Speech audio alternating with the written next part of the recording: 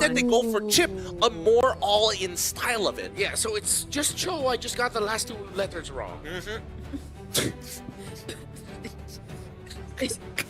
Yeah. That was way funnier than I was expecting it to be. Very nice, very nice. I like that one a lot. Okay. Well, at least there's not much sudden answers that Evil could throw out if ever they go for the shortcut plays. I mean, there's the Crimson Beacon and the Phantom Steed. But if they get to go in first with the right amount of damage, then that'll be okay. Especially if we don't know what Skylar is gonna pick yet. Yeah, I don't think he has any decent options at this point. I mean, Claw would have been really, really nice for him, but you know, you get what you get. The Cho, as expected, gonna get locked in, called by Renmar himself. Their final pick, though, is going to be into the carry. So they waited all the way to the very end just to give it. I'm pretty sure that Skylar... Whoa! What? So Oh. it is an Esmeralda gold, or it's an Arlo. No, it's an Esmeralda gold. It has to be. I don't know. I think it's kind of risky here right now. I think that ONIC's main win condition, if we're looking at the way we're heading on into the Land of Dawn, knowing this could be the final time we see Evil, we need to look for weaknesses. Wait, Gear takes Aegis? Oh! Why? Why would he take Aegis? We're against an Esmeralda. There's even an Esmeralda on the other side. You didn't flick, you didn't purify, you go for Aegis. Like, even Sprint makes a lot of sense. Yeah. Oh. A lot of questions for Evil in the early stages of the game, but at least they're doing decent in me. They're not losing lane. that for start is already doing better than game number 1. Yeah, and it's also Master Assassin. Cool. What? Master Assassin, Aegis, this... What is he going for? A unique approach. Okay. But in the center, look at your boy. Maybe this is the Singaporean, you know, mlbb surprise. Wait, I'm thinking about this because Gear has a natural advantage against Ludwig at level 1 and level 2. So taking Master Assassin to really put him at odds, he can do stuff like this, where he can take like one auto, one tower shot, and then as long as he gets Max Sack Ionic Edge onto Lupi, he guarantees a winning trade. So I think right now, it's to make sure that Lupi doesn't get as far as head as he did in game number 1 on that Yuzong, knowing that he's out to make plays. Okay. At least Sans doesn't really show up. This is so cruel. Yeah, they're holding the minions. Sans wasn't able to get it, or he was. He was able to get 1 or 2 out of that. I mean, credit to Gear. So far, he's been the one constantly shoving lane, and he is controlling Ludwig somewhat. So it's working out well for him. So far. So far. Now Gear making sure that Ludwig is really like deep underneath his turret, right? If anybody tries to make a move, at least he knows that Evil's got his back. Evil is slightly ahead of ONIC in terms of the Skylar goes in with a falling Star Moon here. He's just trying to zone out so many members. Real world manipulation though committed, and 2 members immediately get deleted. That's the final slash committed by Ludwig and the flicker just to get away. Kiboy lands the stun on 3, and ONIC are still here, but it's Aether who gets the turtle away. And now they take everything. This is where Kyrie... oh wait, actually Ludwig is a little too low. Same goes for Kiboy. They don't have enough HP to kind of maintain this, especially against Gear. But hey, you know, Aegis, wow, you saw that Aegis go off. Wow, it protected him from so much damage, but he still died. That's crazy. It's like it's not a good spell. So really fast. And even Skylar benefited from it, even for just a little bit. I don't know, it just feels silly. It feels really, really silly to take Aegis, especially when you know that there's an Esmeralda on the other side anyways. Sure, you could be using it pretty decently for lane, but why not just take Sprint? Or why not just take, you know, something real simple? I would honestly make an argument for Execute even to be better than this Aegis. Because he's the guy who can chase and just finish off kills if he wanted to. Exactly. Don't play for Peel. Oh, and now Gear looks to be the target. There's a shortcut Oh, that's gonna be 2 committed seconds. on him. And immediately after that, they're going to resume and return to their individual lanes. Skylar gets the sense that there might be something up top Oh though. my god. So he will not try to defend any further. We'll just have to sacrifice the energy shield. Nice. I thought maybe Boy had his ult ready to go, but he used it down on the bottom side, which is why it kind of snowballed in this particular manner. This is a good response from Evil. Yeah, they went map to map. They get their carry out of lane. Now they can instantly play S5, play 4 Ven. Was able to maximize the energy shield. They really don't have to worry about the Esmeralda too much, even though it already has 2 kills. Has enchanted Talisman. They have their first item on their carry, and then they can just build from this point. Hopefully with rotating together, they don't forget that there are still gold cards that they can give to that carry for just a little bit more of a boost in the gold department. Yeah, beat him up, Gear. Beat him up ever so slowly. Punch him in his face. Riveting EXP gameplay. Wow, look at him go. Let's watch this. Okay. Wow. That actually hurt. I mean, he does. He genuinely can like dive him underneath the turret, knowing that Lupi just used his final slash. But now that wait, he missed out on 1 minute. You know what? Never mind. He doesn't need it. He's just gonna proxy the next wave, right? Ooh. Boy's just holding this. What is he doing? What is he doing? Are you proxying the wave? I want pick one. Decision Gear. Did not cut it. Now he will make it to the turtle, goes to the mid.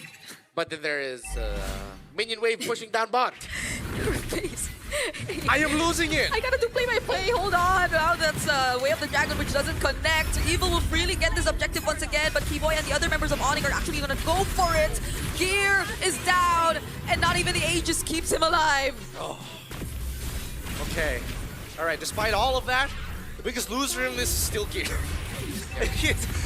He lost an entire wave, nearly lost his tier 1, joined the fight, used his Aegis, still died. It's just, it is not going well for Gear at this point, and ONIC ID are taking full advantage that he doesn't have a Purify. The kick from Powerful off angle, but that ended up being a turtle for Evil and another kill maybe. Oh, Aether gets Barbiel. They're chasing after Skylar. That's 4 members onto him, and he cannot survive. Meanwhile, in the mid lane, Gear will not die for the 4th time. Yep. Yet. Not yet. Not until he has his Aegis, of course. Classic. The classics. But Skylar honestly got pretty close to actually escaping that. Had he just charged his Falling Star move just a little bit longer, I think he would have made it over the wall before Sayla was able to get his max stacks of Butterfly to lift him up. Still a very close game. It's Keyboy is being managed relatively well. Yeah. The gold lead has not ballooned to an insane amount. Evil has gotten the first 2 turtles. Fen still hasn't died yet. They got him out of lane quicker. They maximized the energy shielding up top with the carry. By all means, Evil can suddenly turn this around if ONIC slip up. The thing is, it's a little bit more conditional of ONIC actually messing up instead of Evil taking the charge here. But they do have the tools. Yeah. There is still a gap favoring the Yi Sun-Shin over the Leomord, though. The good thing is Leomord's that hero. He can just clean up. So how do you get to the point where the members of ONIC are low enough for Leomord to clean up? Now that's the question. Yeah, I think a lot of it just has to come down to Powerful and Ven making the initial attack, killing the target that gets Way of the Dragon, and then having to deal with the RWM later. Because Aether, no matter what, has to come in from like either a flank angle or needs to just peel for his backline. Yeah. One or the other. He can't do both, unfortunately, but that's kind of up to ONIC, because this is a really good case study of Evil playing the reactive draft and defensive draft, while ONIC are the ones who are forced to make more plays. Yeah, it's Powerful and Ven who have to work together for now, especially if they find the right targets. But at this point, ONIC ID, they're just showing themselves up, and it doesn't feel like they care. Powerful's already pretty low on this Cho, even before this turtle fight. Yeah, it looked like ONIC were also trying to force the flicker out of him, but he decided to hold on to it, knowing that there's a lot of value with having the flicker on him. Free turtle for ONIC, as no more roamer means no more contention for Evil. Oh, okay. Again, I don't want to keep... Oh no. Oh no. Now that's the Aegis. Yes! Now he's alive, but there's a shortcut and a falling star moon all thrown out at them at once.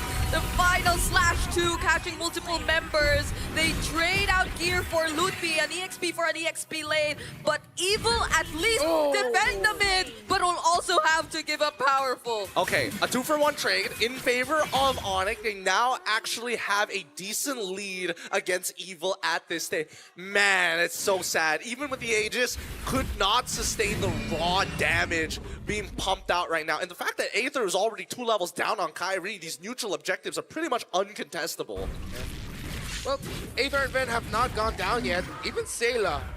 The formation that Evil have been playing, it's sort of like a Singaporean ube, just stick it together, play for your carry. Yeah. It's worked out well for them. The Crimson Legion of Sayla has stopped ONIC being overly aggressive.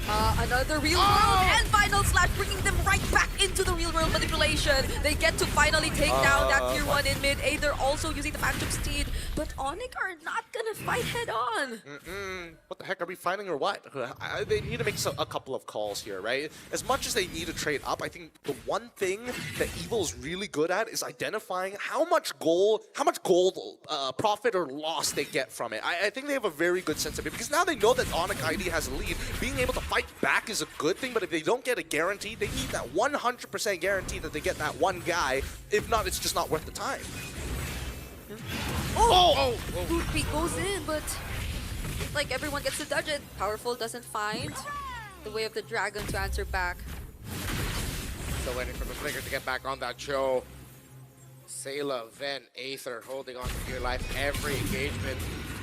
And slowly the lead of ONIC ID is getting to a point where it's unmanageable for Evil. Yeah. Look at this. Look at this split that we got with Kyrie on the top side. He's got Keyboy already at a pretty good intersection, monitoring both the purple buff alongside with the Tribe Rush.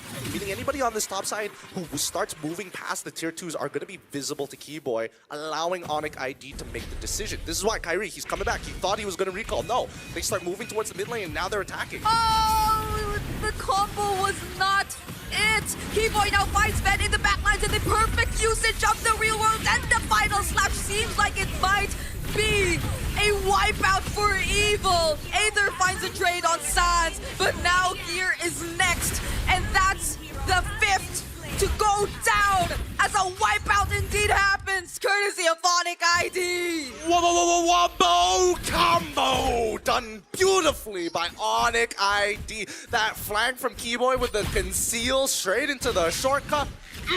Immaculate. Powerful decided to call it, but in the end, it ended up being a wonderful setup for ONIC to get a massive win there. They get the Lord, they got the wipeout, and it now has gotten to an uncontrollable lead for ONIC. Evil's time is ticking. Let's look at the instant replay. It just, everything fell perfectly. Even the falling star moon, everything aligned for ONIC to pounce on that. Just look at Keyboy. He's targeting Ren this entire time, and even Lupi is conveniently on top of him, which is like the best case scenario. It's like you're looking behind to see where the killer is chasing you, and when you look forward, it's just a wall full of knives. It's just, no matter what, you will find death. Yeah, honestly, even the shortcut layered perfectly with the real world and keeping every single member of Evil in the range of the real world manipulation. So it's not like Keyboy's been using it aggressively all the time. It's like he's always also finding the time to use it in a manner that'll make sure they're able to maximize their other resources as well. Final Slash doesn't connect way of the dragon, just used to kick him away from the range. They still have the Lord. It's healthy in the mid lane, but they'll focus on taking down the other base turrets first. Here looking to be next, still has the Aegis though. Will he use it now? He does, but then he just needs one more hit before he goes down, but ONIC ID don't care. All they want is the sweep, but Evil are still trying to defend, but